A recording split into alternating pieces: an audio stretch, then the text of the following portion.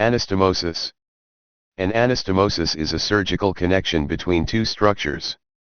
It usually means a connection that is created between tubular structures, such as blood vessels or loops of intestine.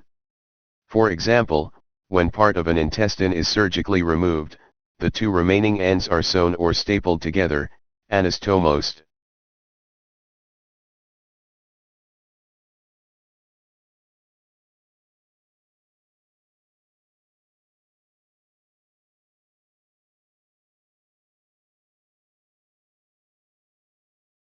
Extrahepatic bile ducts. Extrahepatic bile ducts are small tubes that carry bile outside of the liver. They are made up of the common hepatic duct, hilum region, and the common bile duct, distal region.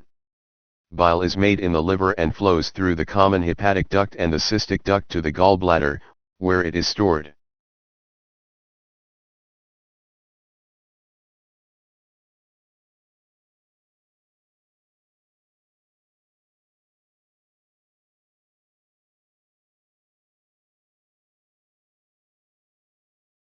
Intrahepatic bile ducts.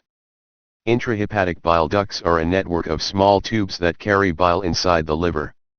The smallest ducts, called ductules, come together to form the right hepatic bile duct and the left hepatic bile duct, which drain bile from the liver. Bile is stored in the gallbladder and is released when food is being digested.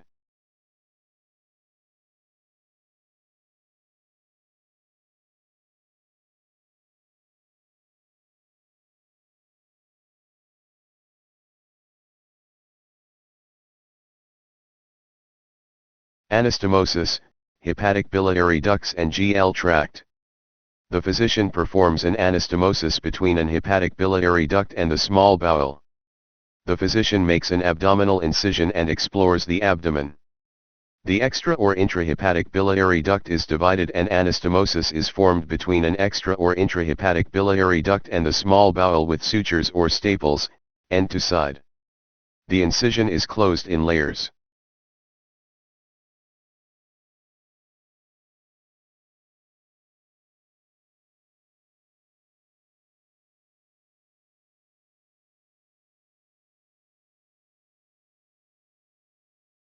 Anastomosis, of extrahepatic biliary ducts and gastrointestinal tract. Anastomosis, of intrahepatic ducts and gastrointestinal tract.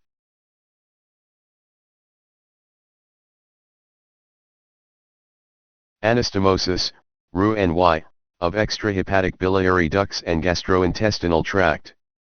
The physician performs an anastomosis between a limb of small bowel, Roux-en-Y, and the gallbladder and stomach. The physician makes an abdominal incision and explores the abdomen. The proximal small bowel is divided and anastomoses are formed between the distal limb of jejunum and the gallbladder and the stomach with sutures or staples.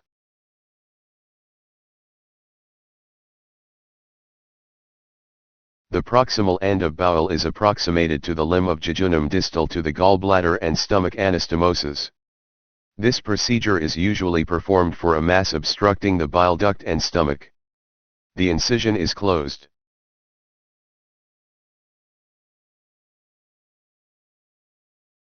Anastomosis, Roux-en-Y, of intrahepatic biliary ducts and gastrointestinal tract. The physician performs an anastomosis between a limb of small bowel, Roux-en-Y, and the intrahepatic biliary ducts. The physician makes an abdominal incision.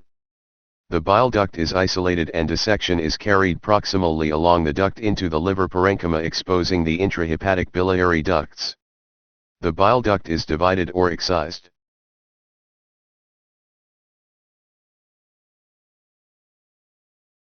The proximal small bowel is divided and an anastomosis is created between the distal limb of jejunum and the intrahepatic biliary ducts with sutures.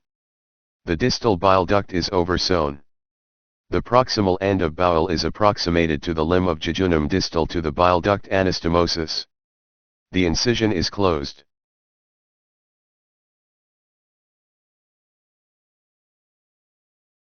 Internal anastomosis of pancreatic cyst to gastrointestinal tract, direct.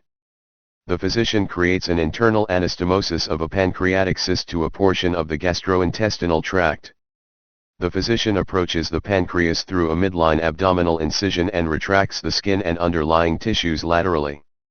The physician approaches the pancreas through the lesser sac of the omental bursa or through the transverse mesocolon. The cyst is located.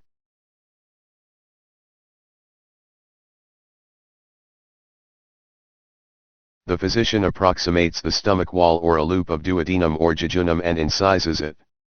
The anterior cyst wall is incised and the cyst edges are approximated with the cut edges of the gastrointestinal tract and sutured. The cyst is decompressed through the drainage tract. The surrounding tissues are returned to anatomic position and the operative site is sutured in layers.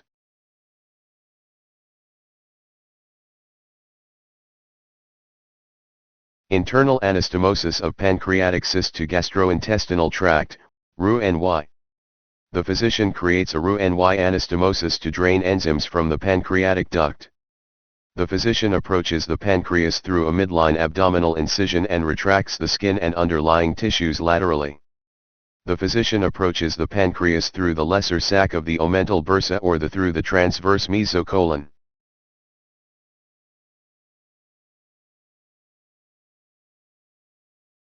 The physician divides a loop of small intestine, usually the jejunum, and implants the distal end into the stomach or duodenum.